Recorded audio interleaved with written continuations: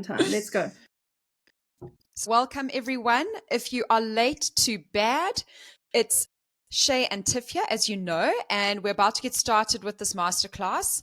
And thank you for those who have already given us some birthday love in the chat. Please keep it coming.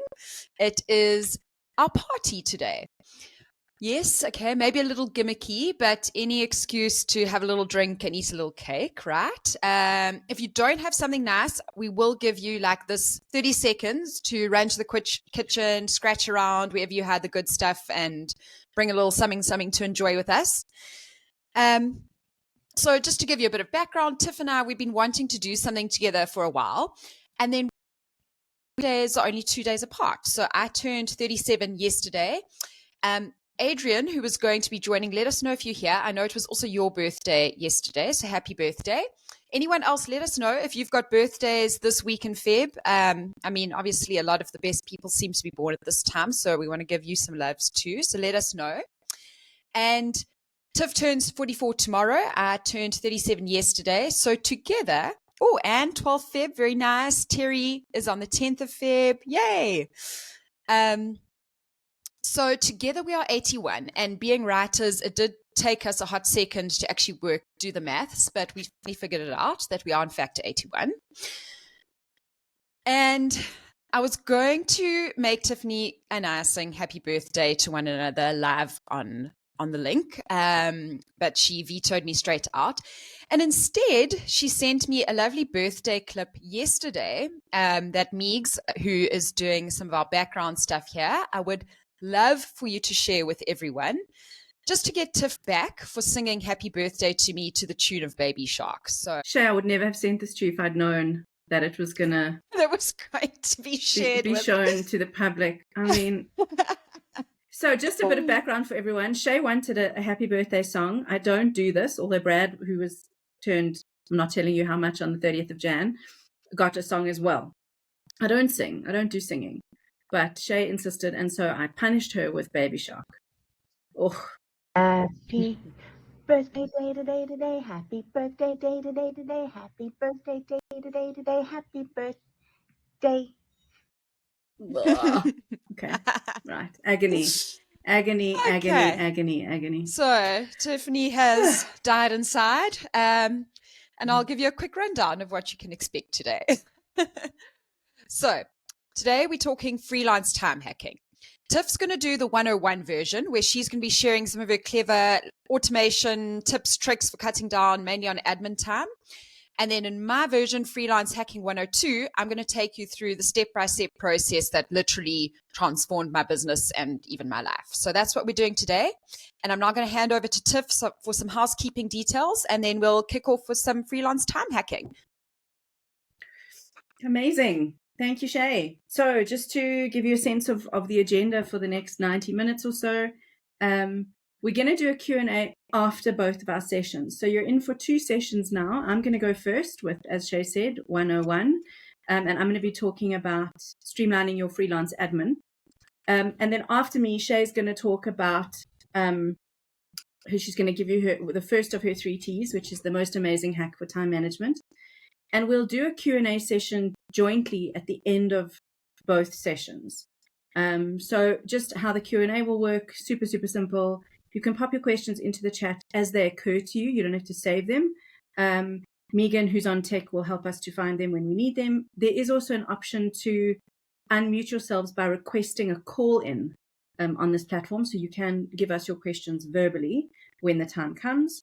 And then if you are shy and you don't want to put your questions in the chat or give them to us verbally, or if we run out of time, Megan will make our email addresses available in the chat, although I assume that you've been spammed by both of us for the last few weeks, so you probably have contact information. Shay's already getting stuck into a cupcake. I love it. I'm a cake fiend. Right.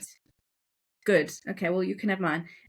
So Q&A right at the end. I'm also going to ask that if you are interested in getting a birthday present from us, stay to the end, because in order to bribe you for sitting through 90 minutes of us, we're doing a little giveaway, 2 little giveaways, 1 each, right at the end. The replay will be made available to absolutely everyone who registered for this call. So, you know, you don't have to request it. You're going to get it via email sometime this week. the slides will not be made available. So if you see a slide that really resonates or that you really want to remember, you'll either have to watch the replay in order to get the deets or just take a photo of it or a screenshot of it. And then I think I'm going to dive straight in and give us all an intro to freelance time hacking. So as Shea said, we've been wanting to work together for quite some time. We have both been freelancers for quite long, me much longer because I'm older. But we've been teaching freelancing, both of us, sort of side by side, Shea from KZN, me from Gauteng, for several years. And then Shea wrote this epic book, which she'll show you a little bit later. And I picked it up and thought, this is a freelancing book. It looks nice, but it's going to be shit. And of course, it wasn't shit. It was amazing. And it was the first really good freelancing book for South Africans that I'd ever read, because most books on freelancing are not great. And I had to get in touch with Shea. So I fangirled a bit, and then we had a little Zoom, and we discovered that what Shea teaches is the follow-on to what I teach. They slot into each other beautifully. And it's taken us this long. Well, Shea also had to have a baby in between, so there was some stuff that she had to do, but it's taken us this long to actually pull this off, and the birthday gave us a lovely excuse for doing that. So Reclaim Your Day, Freelance Time Hacking, is essentially about helping freelancers predominantly, but also consultants and small business owners, to eliminate that overwhelm that comes when you have too much to do and not enough time. It's about feeling like you own your time, not like it belongs to someone else and you have to keep stealing it from yourself and other people. For me, freelance time hacking is very much about stopping that constant shift of my to-do list items from one day to another, and that sense that I never actually get anything done. And then also, because many of us charge by the hour, I can't remember, Shea, if you do or don't. I know we diverge on I'm she anti. doesn't. So I'm anti too, except that I use it as a base rate in order to explain to clients how billing works. But I want to be able to buy back more of my billable hours so that I can sell more of my time and spend less of my time doing non-income generating stuff. And that is what this webinar is basically about. And we're going to teach you two elements of it. And so with that, I wish I had like a TV trailer voice, but sadly I don't. And with that, you could always sing. I'm never, ever going to sing again. You've ruined me for life. Hang on. I just have to find my window. There we go. And Shea's book is on special. Oh, Roz, thank you for that. That's awesome. Right. So, Shea, I'm going to ask you to confirm verbally that you can see my slides. Because I can't see anything now. No, not this second. Not yet. Okay. Or does it look like they might be coming? No. Yes. Of course, there they are. And then they went away again. Of course, we checked. No, we've got them. And you've got them. Amazing. You still got them. Perfect. Presenter mode sorted. Lovely. Okay. So, freelance time hacking. That is the topic for the next while. But my side of it, my element of it, is specific to admin. How to streamline your admin. Admin is the thing that makes me feel like I'm drowning. The work really doesn't. The work is a joy, but the admin is like roadblocks in my freelance life. So first, let me say hello to all the new friends. So those are Shea's peeps or people who found me randomly and joined us. Thank you and hello. And hello to the old friends. So if you are a former student, a current student, a client, a former client, an associate, somebody in my family, there may be my husband or child lurking here somewhere. Hello, you guys. Many of you already know me. Some of you don't. But there's something that you do need to know about me, and that is that there are three of us in my marriage. We're a love triangle, but not in the way you think. In my marriage, it's my husband, Daniel, on the left. It's me on the right. And in the middle between us is my diary. And I think it's fair to say that I pour more love and attention into this book. That was last year's one. This year's one is over here, never far away. I pour more love and attention into this book than anything else in my life. More than Netflix, more than true crime podcasts, more than my hair and my eyelashes and painting and juggling WhatsApp groups and watching TikToks of baby goats in pajamas. I spend quality time with my diary. In fact, Dan and I very often wake up and find the diary in the bed with us like a pet. And this is not new. This is something that's been true of me my whole life. Here's a photo of the last 5 years' diaries. I've got them all. I never throw them away.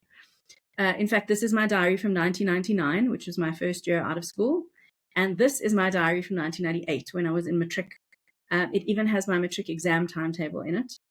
It's fascinating. My daughter read through it the other day and said, "Mom, what's a spool?" And I had to explain that it's what film came in. And, there was a whole discussion about cameras. And basically my diary, which is called a planner in the stationery industry, is the linchpin of my admin. And not just my work admin. The diary is like a holding place for business admin, family admin, personal admin, life.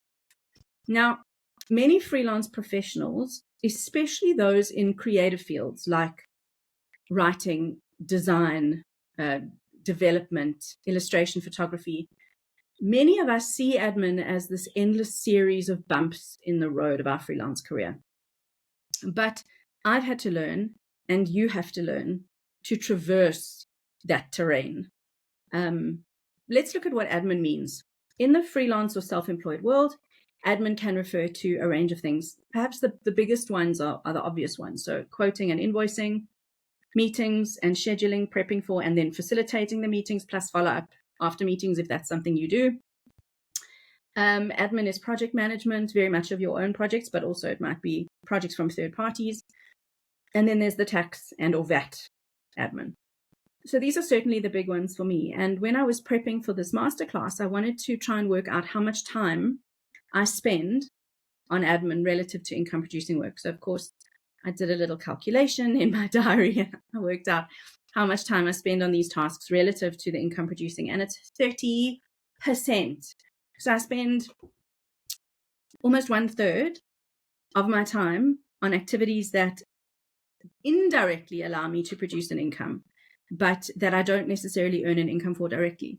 So surely we should shave that 30% down as much as possible without affecting the income. And then I got into a little bit of a rabbit hole. Many of you know that that's a thing that happens to me.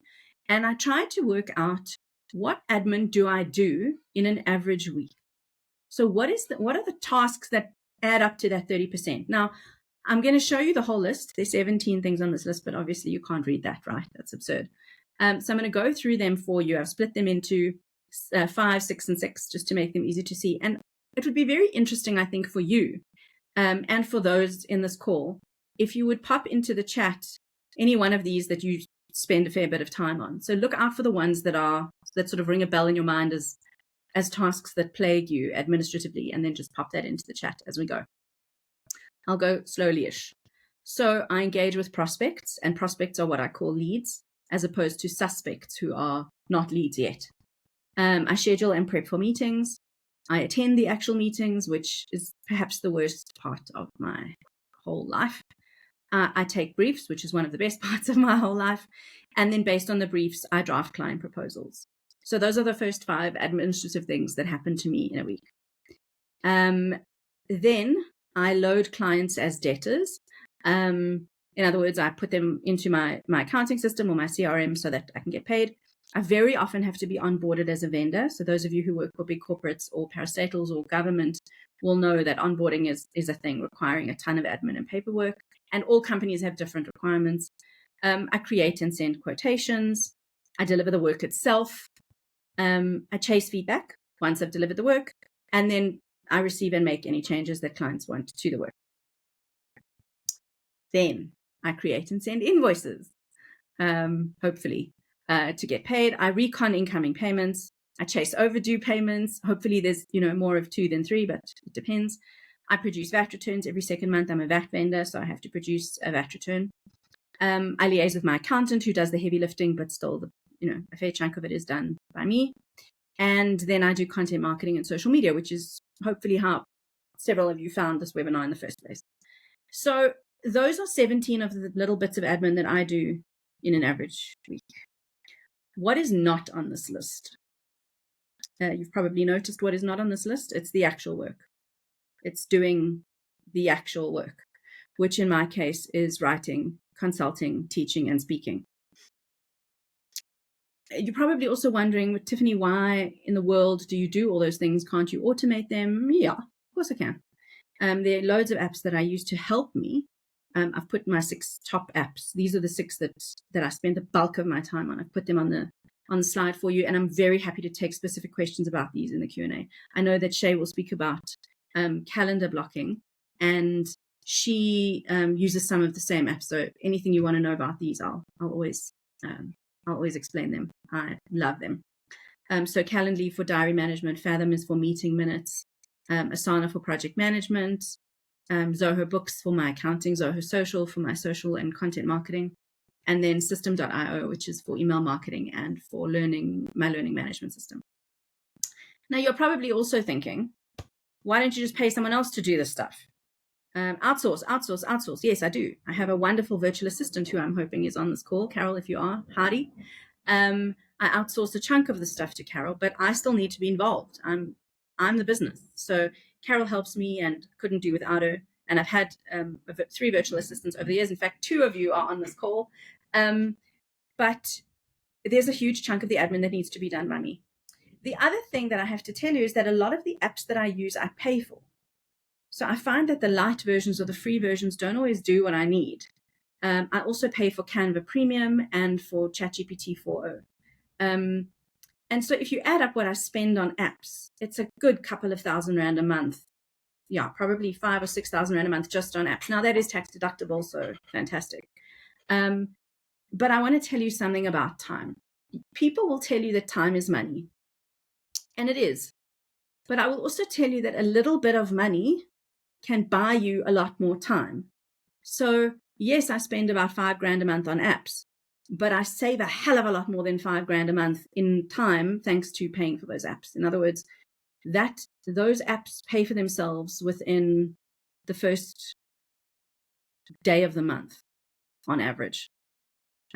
Sometimes you have to throw a little bit of money at things in order to save time. And I will remind you as freelancers and consultants that some units of time are more valuable than other units of time. So if you're on a deadline, that unit of time is far more valuable than, I don't know, waiting in your car outside the school when you could just, I don't know, go on Facebook, which is both things that I do. I wait in the car outside the school and go on Facebook.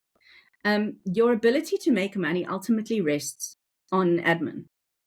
And so you need to accept that admin includes hours and hours of non-income generating work and often paying for software and paying for apps.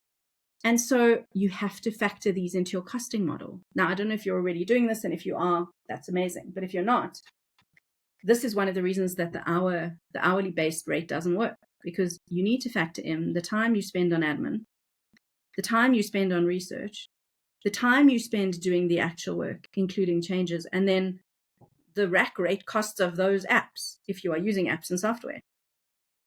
That is what you base your rate on, not just the hour. I also have some secret weapons, and that is what I use to bribe you to get you here. I said that I had some secret weapons to share with you, and so that is what I will now do. The first of these is templates, email templates. I adore a template. I send so many of the same emails repeatedly that I've developed a bank, like a repository of email templates, and I use them every day.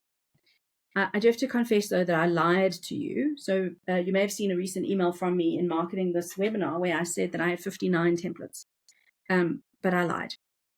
I did not have 59. I had 81.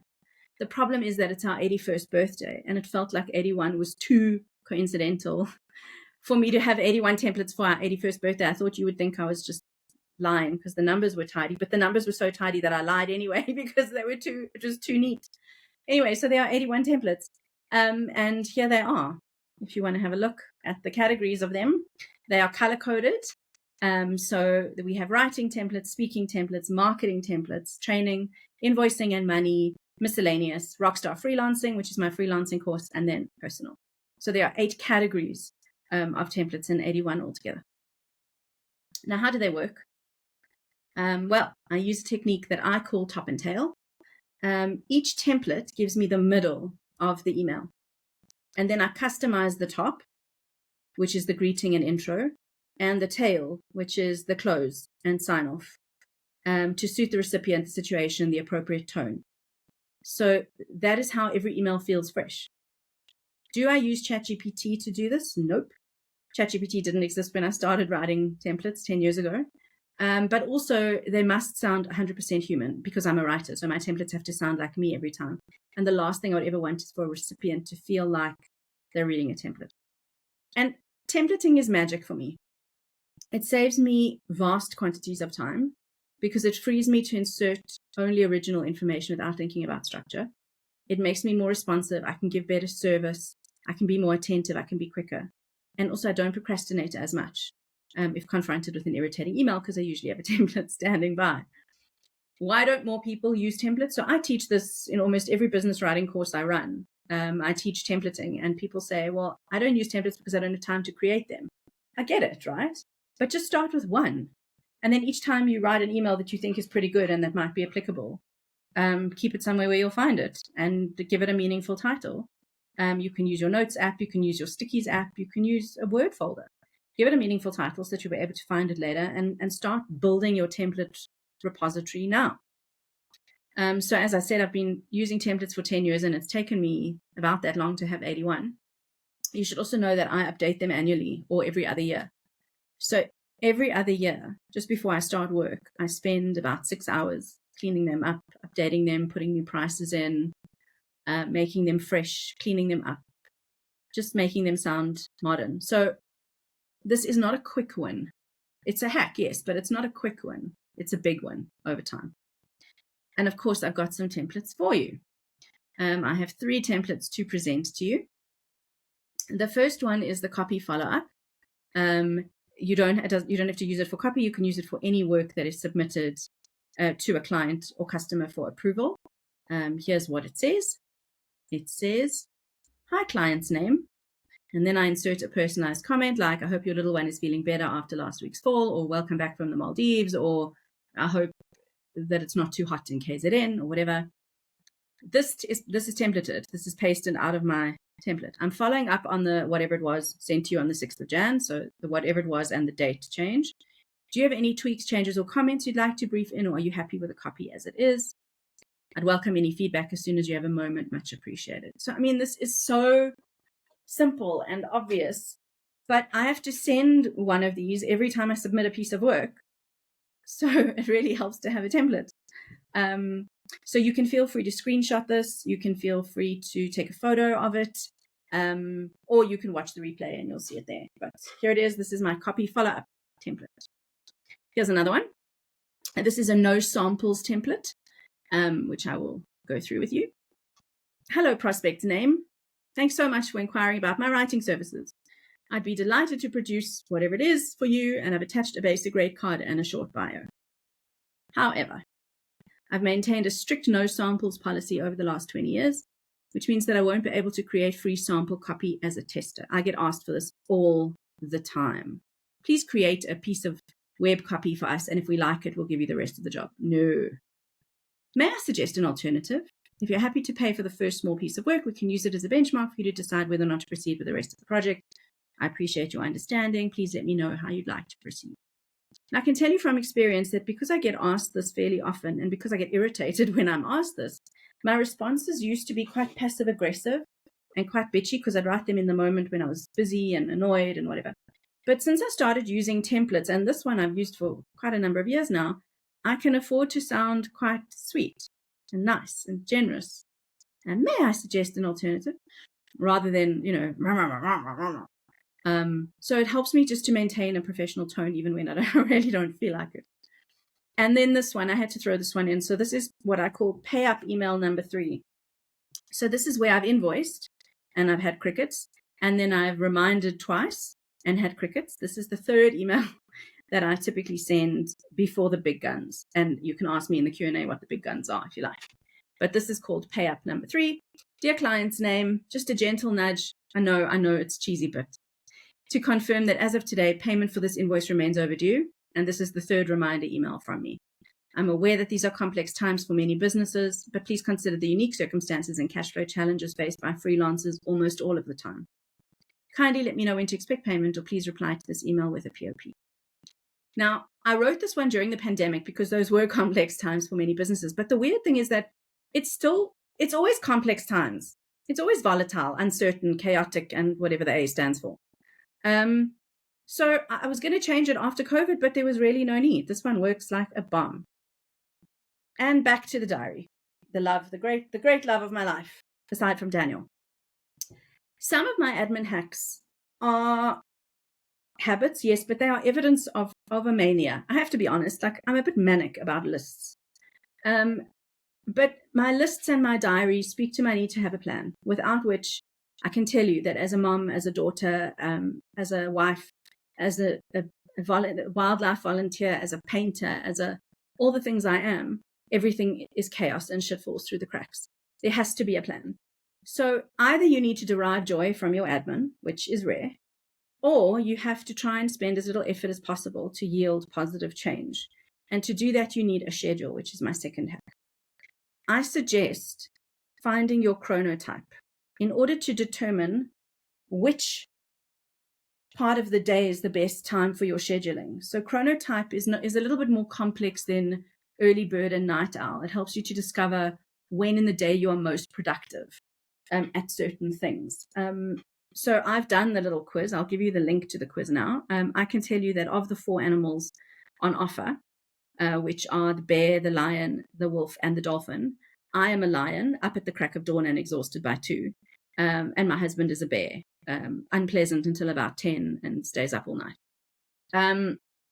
If you are interested in finding out your chronotype, here is a link. You can take a photo or a screenshot of it. I don't want you to do it now because then you'll stop listening to me.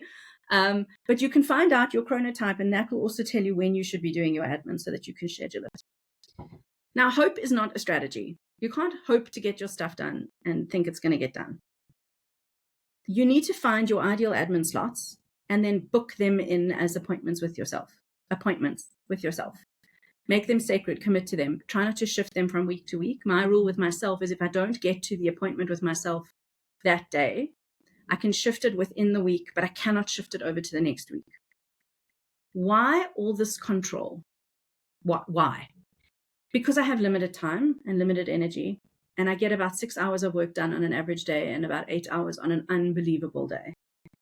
But I can also tell you, a little rant, just pause for a little rant, that when people say we all have the same number of hours in the day as Richard Branson and Oprah Winfrey and Jeff Bezos, I can lose my mind.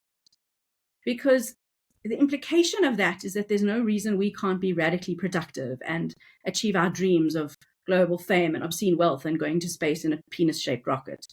Elon Musk used to be in this example, but I've taken him out because he's a freak. We just do not have the same hours in the day as literal billionaires. We do not have the same available capacity. It's just not equal. We're not on an equal footing. So here's a harsh truth. The radical daily habits that you will hear about from prominent leaders and prosperous entrepreneurs and famous celebs are not the prerequisites for your success. And they are actually the trappings of privilege, obscene wealth, and a lot of paid help. We have limited hours to work with. That's what we have. That's what we have to work with. So we need apps, we need admin, and we need appointments with ourselves. And these are the 3 useful things that I would like you to think about. I would also like you to do your best. Just do your best. Forgive yourself if you abandon hustle culture because it's not practical. Be understanding if you find yourself spending your downtime staring at a wall. And accept that being as productive as a literal billionaire means that all things need to be equal, and they simply are not. And also some advice, if you're in a love triangle like I am, may you have an understanding partner. I have been Tiffany Markman. You have been a magnificent, if largely silent audience, and this is the end of my speech for the moment. Thank you very much.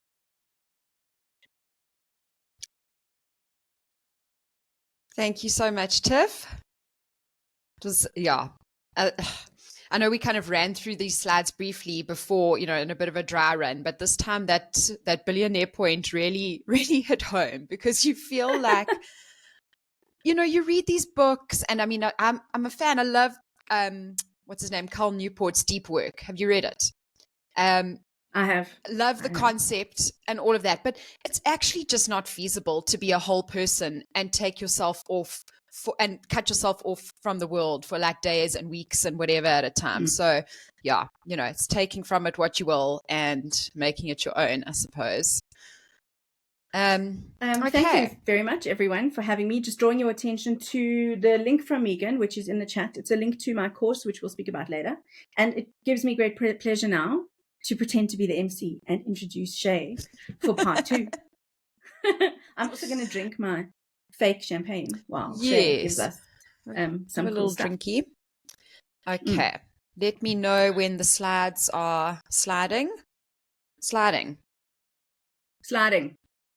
Great. Drink sliding, slide sliding. Let's begin. Okay, so what I'm going to be talking about today is a bit about my journey of taking control of my time, because I haven't cracked it, but I'm a lot better now than I used to be. So taking control of my time has allowed me to do some things that I wouldn't have been able to before. So things like complete an Ironman, write a book, join a podcast, win some awards. I mean, things like join my friends for midweek coffee dates, which is also really important to me. And I mean, one of the most important things, I was able to actually make the time, most importantly, and the money to be able to go through IVF to have my beautiful daughter who arrived last year. So it's important to be able to do the things that are truly important in life. Because let's be honest, we all have work, but not enough. And there's definitely a lot more going on in our lives. So what I'm going to be taking you through today. Oh, sorry, I clicked off my next point there. There we go. Oh, oops, how did that slide in there? Oh, I wrote a book. Check it out. It's currently on sale on Take-A-Lot. So please have a look. Meegs, if you can pop that in the chat, that'll be great. But like I said, no idea how that got there. Sorry. So before I took control of my time, I was feeling like I'm sure a lot of you have felt before, where you feel like you're just stuck in the grind, on the hustle, stressed all the time. And you feel like you may as well be in a 9-to-5 job, except with a hell of a lot more stress, because you're actually having to deal with your own clients, your own invoicing, irregular income. And it's just not a vibe, and not why we entered this profession of being a freelancer. So, I mean, before, you could see that here's an invoice that I found that I sent back in 2016, charging a whole 200 Rand for probably about an 800-word article. Yes, it was 2016, but no, that is still a pretty terrible rate. And you can see how doing this kind of work is going to keep you busy, but it's not going to buy you the kind of freedom that you're after. But at the time, I actually thought things were going well. I had lots of regular clients. I was making, okay money. I had a steady pipeline of incoming leads. I wasn't short of work, so I thought, well, what more could a freelancer want? Well, let me tell you, it was freedom, because, I was working hard, literally like 10 to 14 hours every day, eating my breakfast, lunch, dinner, not just like gin and tonics and cupcakes, but full meals in front of my laptop. And then one day I thought about it, and I realized, that wasn't the reason I wanted to become a freelancer. I want to be able to go spontaneously meet a friend for coffee. I want to be able to go to the gym at midday, take a lunch break, radical things like that, write my book on the side, go through a process like IVF, and, just enjoy my life. So I decided that I needed to make a change. And I did that by changing 3 things, and not instantly. It took some time, but taking control of my time, which is what we're going to be talking about today. Streamlining with tools, which is something that Tiffany's alluded to. And then increasing my takings, which I had to throw that in for alliteration, but basically I mean income and increasing my rates. So the good news is that it worked. So I don't charge by the hour, but this is my effectively hourly rate. So if I take how much time I've spent divided by the other way around, what I've earned. Look, I'm a writer, not a mathematician. Believe this, my hourly rate has increased over time, my effective hourly rate. And I went from 14-hour days to more productive, focused 6-hour days. And as you can see, my income didn't suffer. And that was purely by working harder, by working smarter, not harder.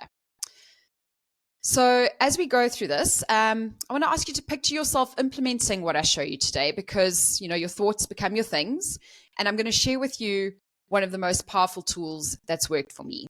So we want to go from that feeling of there are just not enough hours in the day and I'm financially stressed, to feeling like I'm actually keen to wake up in the morning. I'm motivated to get going and do my work on some personal tasks, and most importantly, in my opinion, to be present for your loved ones and the people you care about and causes you care about. Because I found when I was stuck in that zone of those long days, my husband would call me a robot, and he was right, because I just didn't have time for anything else in my life. And that is no way to live. Life's way too short. So today I'm going to talk about my absolute favorite time management tactic. This is the number one thing that's revolutionized how I do my business, and that's calendar blocking, which is also known as time boxing. And I know it doesn't sound all that exciting, and I promise you it's not all that exciting, but it can be a bit addictive and, dare I say, sometimes even fun. But most importantly, it's really effective. So I want you to hit yes in the comments if any of these statements sound like you, or if there's something similar that you can resonate with. So anyone start their day getting lost in, stressed out by their inbox, tackling my tasks as they come to mind. So just kind of taking a random approach, procrastinating until the last minute, pausing work throughout the day to contemplate what to do next, always working on the urgent stuff that's due now. And you never have time for the important but not urgent stuff. For me, an example was writing my book. It was important. I knew I wanted to do it, but it wasn't for a client. It wasn't urgent. It never felt like a priority. And then you feel overscheduled and overcommitted. And that was me. And I knew that something had to change. And look, I did a couple of things to get to where I was, to where I am today. Procrastination, says Jillian, 100%. And calendar blocking was one of them. And I kind of got into it by accident, because before I started calendar blocking, that's what my calendar looked like. So I'm sure some of yours will look the same, where you literally, all you have blocked in there is maybe a couple of reminders and your meeting slots, where you actually have a meeting with another person. And then I started using one of my favorite tools that Tiffany mentioned, which is Calendly. And basically how Calendly works is it syncs with, if you don't have it, go get it straight after this. And it syncs with your calendar, and it allows people to book meeting slots at times you're available. So instead of going back and forth with, 1,001 emails, trying to find a time that suits both of you, it's easy. They can have a look at your calendar and book a slot that suits them. So I highly recommend it. But what I realized was, well, if my calendar is gaps, then people can book meetings with me at any time, and I don't want that. And I want kind of as few meetings as possible. A lot of you I saw in the comments were very clear that meetings were quite a time waste in the day. So now my calendar looks a little bit more like this, and I'm going to take you through my approach, and we're going to go step by step and go for it yourselves. So I base my calendar on my ideal day, which of course doesn't always go like this, but having time for personal projects and my passions, doing focused work in my most productive hours. So in the chronotypes, I'm definitely the lion. First thing in the morning works for me. My brain dies also at about 2:00. So making sure that I'm doing the real meaty stuff then, eating the frog, getting some exercise, some white space to fill with whatever I fancy that day, because I'm not a robot. I'm a human, and I want to be able to live that way. Giving back to the freelance community, so doing things like today, spending some time reading and spending time with friends, my daughter, my husband. So, ideally, I would do all these things in a day. Does it happen? Not all the time, but it does help guide the way that I spend my time and block my calendar.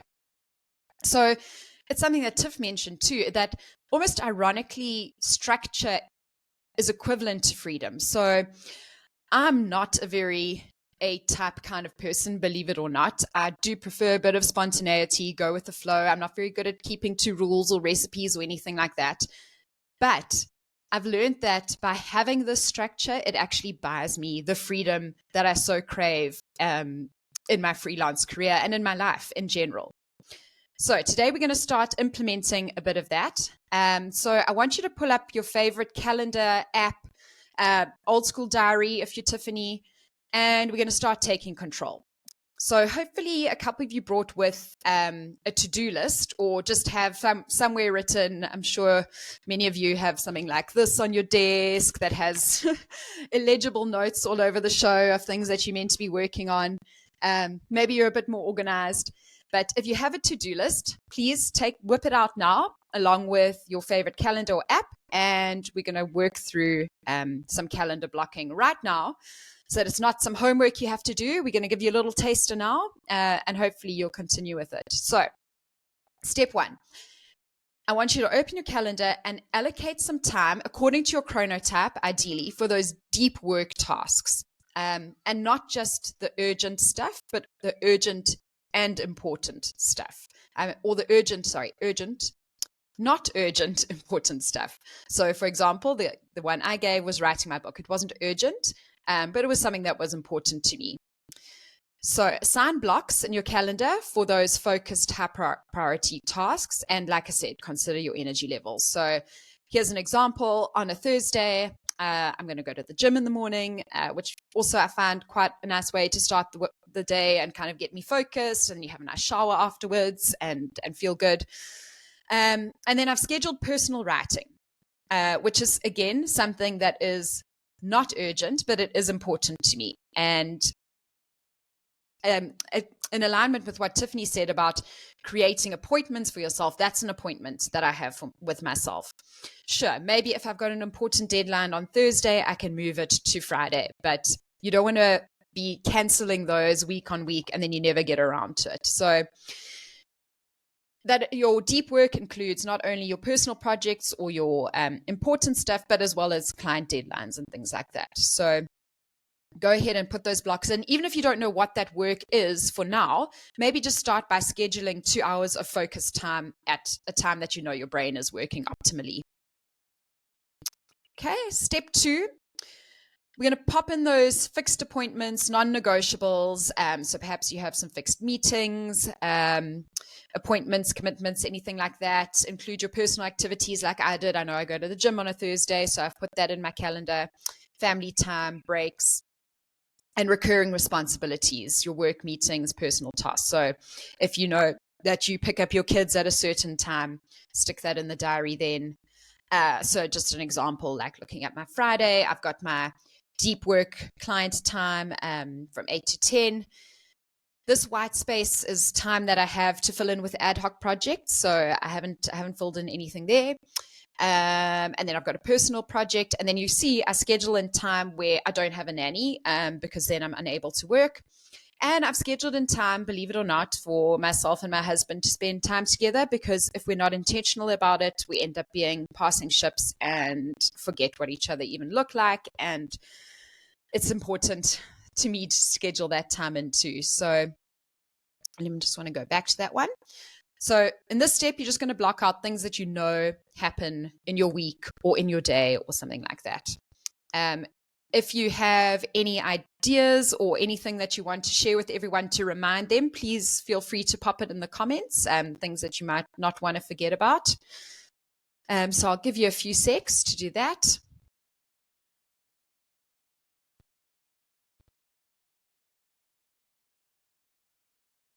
I also find having scheduled time to work out means that you're also more likely to do it, because otherwise it's another thing that you can say, oh, I'll do it tomorrow. Whereas if it's a routine, if it's a habit, you do it every day, then it's easier to stick to it. And yes, buffer time should be daily.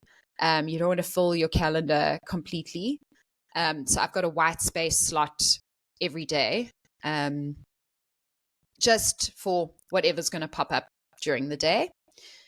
So I have an intentional white space, and then I have the actual white space that I can fill when I have a better idea. So this is looking a bit ahead. So this is like Friday, the 7th of March. These are just the recurring things I have in my calendar week on week. And then the actual white space will change according to what I've got going on. Okay, I'm going to move on to step 3, recurring tasks and routines. So things like email, those appointments with yourself that Tiff was talking about, your email, admin work, planning, and also reserve time for actually reviewing what you've been doing and adjusting your schedule accordingly. I mean, a Friday is often good because you can have a look back at how the week's gone and adjust where you need to. So, for example, you might have set aside 2 hours to write a blog that actually took you 3 hours. So then maybe for the next week, you need to schedule a little bit more time. So, it's never an exact science. And you're always working it out as you go along. And to be honest, with my calendar, I don't actually necessarily stick to the times all the time. Often it just is, now I know that I have to do that in that day. And it also helps me not overcommit or oversubscribe to client work, because I'll see my calendar's full this week. Like, I literally do not have time to take on more work this week. And I needed to see that in blocks, because that's another place where I was falling short, is I was just saying yes to everything without realizing it was almost physically impossible. So, for example, I've got, I think it's every second Friday, I do my accounts. I've got time set for personal admin, whatever that might look like, updating medical aid details or, something boring like that. I've got scheduled time for client revisions, so I don't necessarily do them at that time, but I'm just making sure that I've saved half an hour in case a client comes back to me on a random day with revisions that they need. So I just want to make sure that I have time in my day to do everything I need to do, so that I'm not ending the day or starting the day feeling stressed, frustrated about how I'm actually going to get all of this done. So Renee says the planning time I allocate on Fridays almost always gets eaten up by client work, and I end up doing it on the weekend. So there is a bit of discipline involved. And I know as freelancers, it's so difficult to say no to work. I find it difficult to say no to work. It's something that I'm always working on. So what I do is I use this calendar to give me validation that it's okay to say no. I look at it and I say, Shea, you do not have time for this. This is not the life you envision for yourself. And sure, you might earn a bit more money, but is it worth it in the long run? So that's also how I use it. This calendar is actually my little backup buddy who says, whoa, hang on. It's time to pull the brakes a bit. Okay. And then lastly, schedule buffer and transition time. So to leave gaps in between tasks to prevent burnout. And allow extra time for tasks that may take a little bit longer than expected. So as I showed you, every day I've got the white space, the revisions, and then there's also, you can see actual white space in between tasks. So you definitely don't want to fill a day with client work. That's not sustainable. There's no ways you're going to be able to do that. And if you find yourself in a position like I was when I first started calendar blocking, in a position where I was doing that because it was my only choice, I realized I actually had to cut back on a bit of work, and I did. And it opened up the freedom for me to do the things that actually fill my cup a lot more than doing client work does. So I know it's difficult, but it really is value sometimes in just holding back and being realistic. So Tracy's asking about my buffer time. How do I manage only 15 minutes between my gym, 7:45, writing, 8 a.m.? Yeah, fair enough. Okay, so I do gym. My gym is a walk away, which is amazing. But like I said, it's not so much necessarily about the times. So, I might go to the gym at 6:30 and finish earlier. It's more about making sure that I have enough time in the day to do all those things. So whatever those gaps need to be, you make it work. This works for me. Like I said, I'm not super A-type about things. So I find it very difficult to say, now it's this time, I'm going to do this. So I find it difficult to be too structured. So for me, it's more of a guideline. But if you're someone who works better on actual time, and this is when it's going to start, then your approach might look a little bit differently. Yes. And Tiffany says, unlike me, who's super A-type about everything. Okay. So Renee says, doesn't work well when you work on ongoing projects. Okay, so that's where your white space comes in. Client wants something on a Friday afternoon. I cannot say no. Well, sometimes you're going to have to compromise maybe on something that you've put in there that can give and take, but otherwise make sure that you've got maybe more white space to accommodate for those needs. Okay, so here's, I think, what my week looked like. I can't remember which week this is. But yeah, and there are a few overlaps sometimes when I need to, okay, now I've got this scheduled. So then, I mean, that's why I like Google Calendar, because then I just drag and drop onto the next spot and kind of make sure I've got time for all these things. Okay, so some calendar blocking do's. At the end of the week or whenever, just reflect what worked, what didn't, because you need to make this work for you. Make adjustments to improve efficiency and balance. Add a 25% buffer to account for interruptions or tasks. So for example, if I know that the blog takes me 2 hours to write, I'll schedule 2.5 hours, or even 2 hours 15, whatever that looks like for you, just to make sure, because you don't want to be rushing and feeling pressured for time. That's not why we're here. And then include white space, very important. And if your name is Tiffany and you're very A-type about everything, this is what her calendar looks like. I can totally get why she does it. I see the benefit. I can't bring myself to do it. But if you're a Tiffany, you can see how it's beautifully color-coded. And yeah, recommended if that's your jam. All right, don't. So don't overschedule, like we've spoken about, filling every minute. Leave that buffer. Overestimate, yeah, tasks take longer than we think. And don't ignore your energy levels, like I've mentioned. You want to tackle the most challenging things when your brain is at its best. And then build and flex time, like Renee, like we were talking about. Disruptions are inevitable. So, life doesn't follow a cool, cute, twee little calendar. You've got to adjust and refine as you go, and that's okay. And again, like Tiffany said, it's about being kind to yourself too. So there's no need, you don't need another thing to beat yourself up over if that's your calendar. And I see there's a lot of love for the color. So good on you guys. You go forth with your good, colorful unicorn selves. All right. So I'd love to take a look at what your calendar's looking like now. I don't think you can put pictures in the chat, unfortunately, but you're welcome to email me a little screenshot or something, and maybe yours will be color-coded. I see I do have some color there, but I think that was automated. That totally wasn't me. Right, so just to finish off, I want you to take a little bit of time to imagine what it would feel like if you could actually live the life of your dreams and do the shit that you want to do. So when I started on my freelance journey towards working smart, I wanted more time to do the things I love without sacrificing my income. So I wanted more freedom, which is why I became a freelancer in the first place. So what would you do if you had more freedom? Let us know in the comments. What are some of the things you've been procrastinating or holding back on, or just not finding the time to do because you feel like you're stuck at work all the time or stuck behind your desk for 8 hours or more a day? I'd love to hear from you what that looks like for you, your ideal freedom, freelance freedom kind of life. Holidays, nice. Sewing, kitting, crocheting, baking, painting, reading, beautiful. Art, creative projects. And I mean, let's be honest, this really is the kind of stuff that fills our cup, right? It brings you energy to use those creative juices or to go away, or just take that time for yourself. Learn to cook, more runs and rides, baking, art. Love it. Time with family, puzzles. Yeah, this is so cool. And this is what life's about.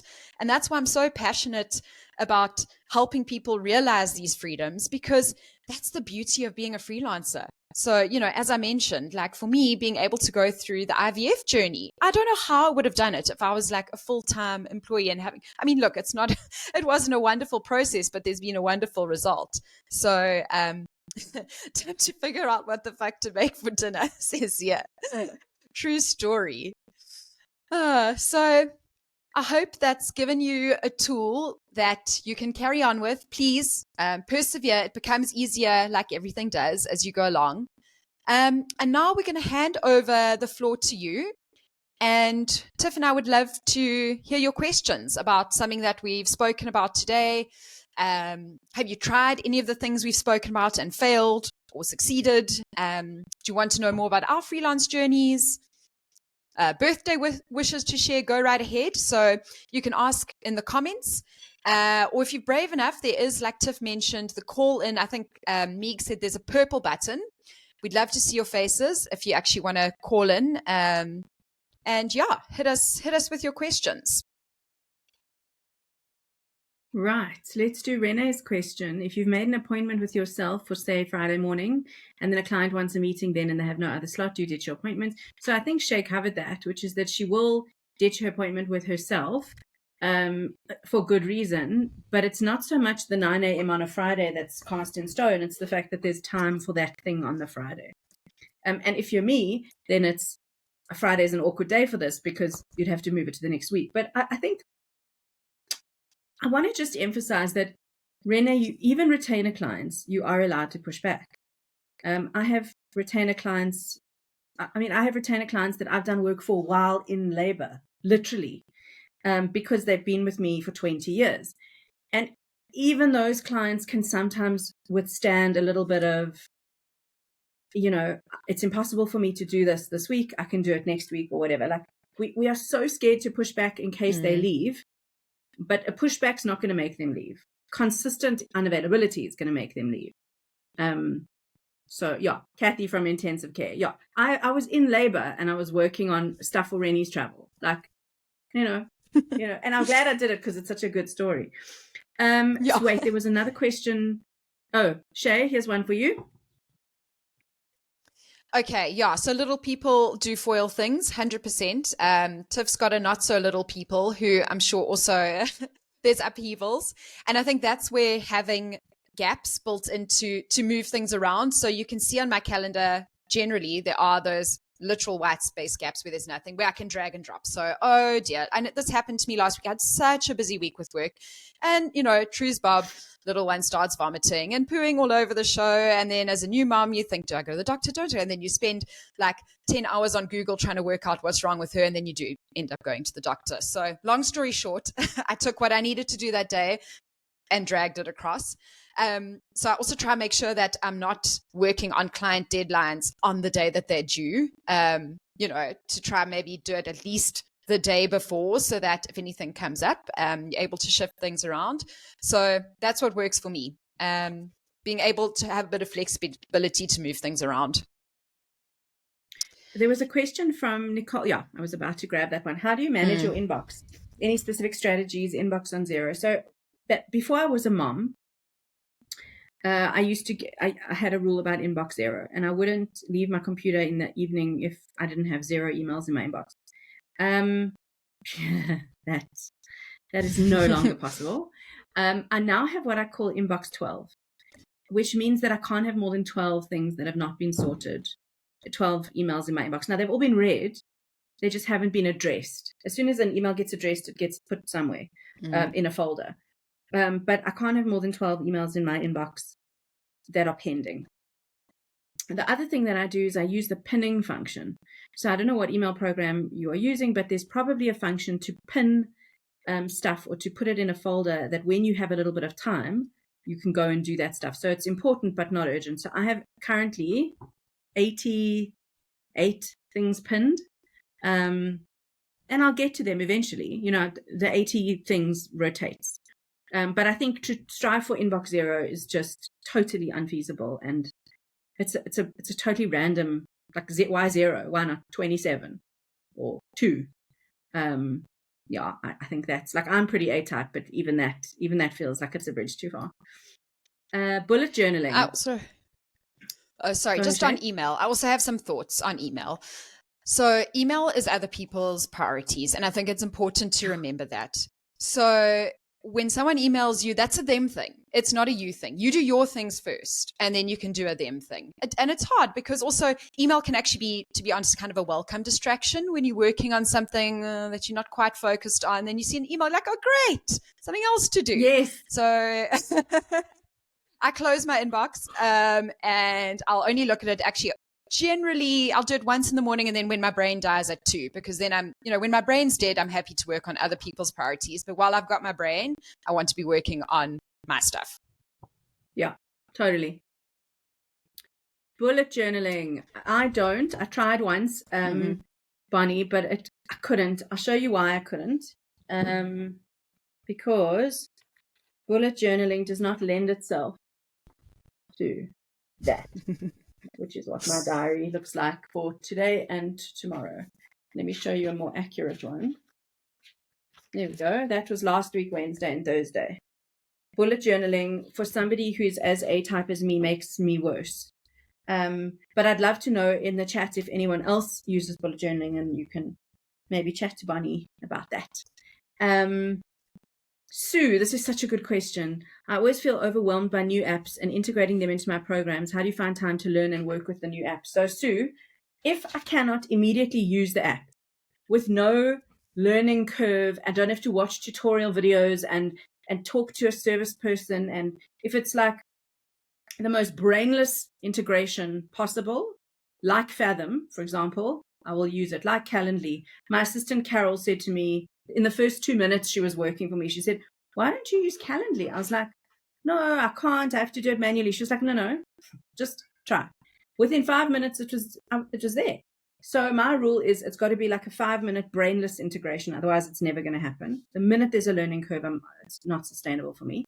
And so I think, Sue, that would be the rule. It's only go for the apps that are brainless for you and that are so quick and easy and intuitive and that slot so seamlessly into what you need them for that you don't have to think too hard. What are the big guns, Tiff? Oh, this was about my template. How do you get clients to pay? Yeah. Okay. So this is off the record, and if I realize that I'm on video, but if ever I'm confronted with this in the public, I will deny it. Yeah. So this is how it works. And some of you on the call actually will know this already, but I'd love to give this answer. I have a husband who is an actor. My husband, Daniel, who you saw on the slides, is an actor. And he has been a working actor for 25 years. And so he can act. And so one of the characters that Daniel plays relatively often is a fellow called Daniel, who works for a debt collection business called Orbit Limited. Orbit Limited does not exist in the real world, but they do have an email address and a letterhead. And Daniel will just keep phoning the person whose number he has and following up with WhatsApps, emails, and voice notes until eventually they pay. I did once go the real debt collector route. In other words, I hired a debt collector. It was a 40 grander about 15 years ago. So it was a whack. And we never got the money back. And I burnt that bridge, badly, which was fine. I mean, I didn't want the client. They stiffed me on 40K.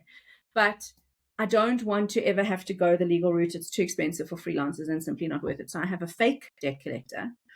And I can tell you that Dan has recovered almost every bad debt I've ever had, not just for me, but for friends and colleagues. And he's very, very compelling. He has a very scary voice. Sounds like James Earl Jones. So that's the big guns in answer to your question. Think he needs a side hustle. He doesn't want a side hustle. No. Joe, I feel strongly about walking away from clients. I feel like if you have that feeling, listen to that feeling and it's time to walk away. You'll know if unless you desperately need the money right now, but even then it's opportunity cost because you're sweating over this client, doing last minute work. You're not able to go and find a better client. So my feeling, I don't know how you feel, Tiff, is if in your little heart or in your little brain somewhere is saying walk away, then it's already too late and you should have walked away a while ago. So I agree and I disagree. I don't agree that you should stick it out with a client that's giving you red flags, even if you need the money. And I'll tell you why. Because the minute you close the door on that client, you open the door to another client. You cannot, totally. It's exact like it doesn't.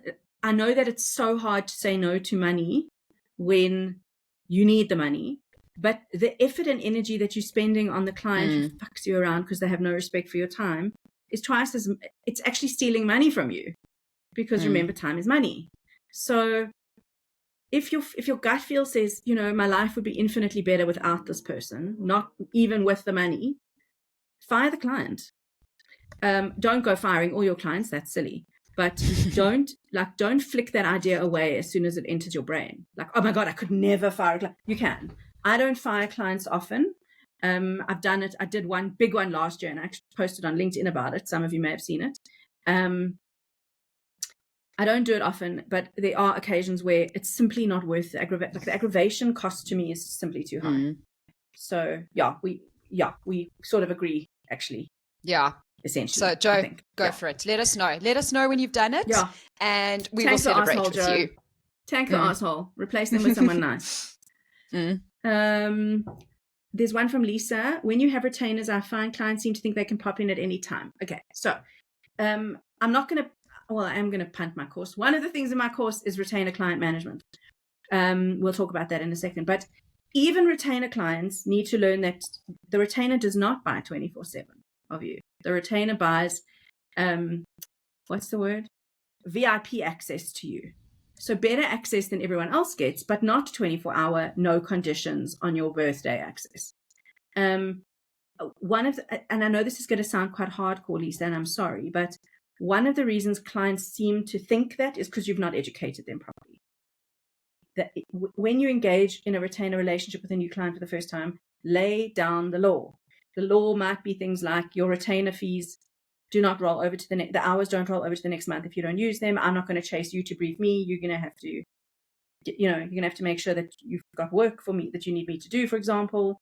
And you don't have access to me 24/7. You have preferential access to me, but I'm not on stand. Like, that's a client education thing that we need to be a bit better at. And you can also block certain hours for that client for retainer clients. Yeah. Yes, I'm available between X and X on X days of the week. I'm going to quote my mom here, who's got the best answer for this. She's 75, or she's about to be 75, and she's still working, and she's self-employed, and she says that she has no fear of loss. And that's her way of saying, you either do these things with respect for me and my process, or fuck off.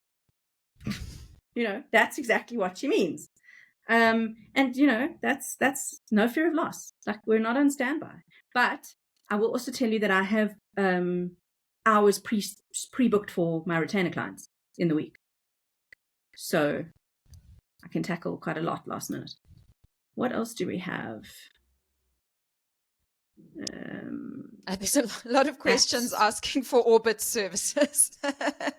Dan's not going to do it, guys. You literally have to be in bed with him. Like, literally. Yeah. My husband tells me I overpromise in terms of deadlines. Oh my God, Sue, I've been doing this for 20 years. When a client says, when can you do it? I don't go, what would be the easiest possible thing for me? I go, oh, I have a gap tomorrow. Like, why do we do this? No. Like, force yourself to take the when you wanted to do it and then add a week, or take the when you wanted to do it and then add, like, I don't know. Open your beautifully blocked calendar and see when you actually have a decent gap. But Sue, your question is not about training your clients. Your question should be, how do I train myself not to deliver and overpromise? Like, not to overpromise. You need to train yourself not to overpromise, and then you can train your clients. Jessica, it's so difficult to say no to clients or to more work. I struggle to maintain a work-life balance, but also want to show that I'm reliable and their go-to person for everything. Reliability and being the go-to person does not mean 24-hour availability.